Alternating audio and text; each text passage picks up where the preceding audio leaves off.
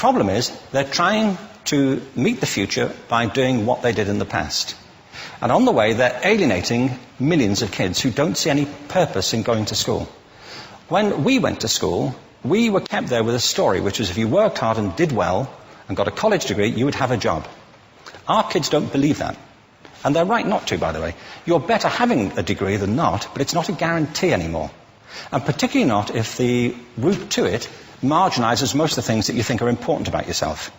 Some people say we have to raise standards as if this is a breakthrough. You know, like, really, yes, we should. Why would you lower them?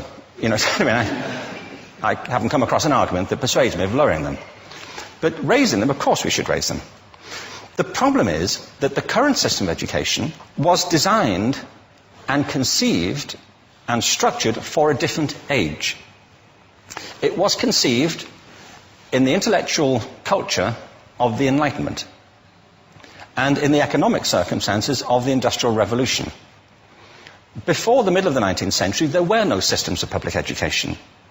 Not really. I mean, you could get educated by Jesuits, you know, if you had the money.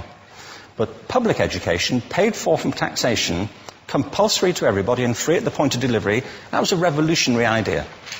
And many people objected to it. They said it's not possible for many street kids, working class children, to benefit from public education. They're incapable of learning to read and write, and why are we spending time on this?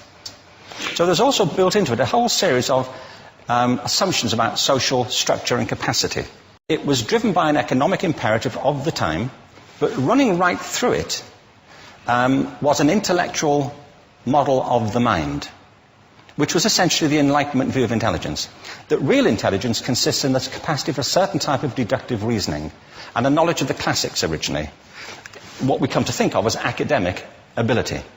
And this is deep in the gene pool of public education, that there are really two types of people, academic and non-academic, smart people and non-smart people.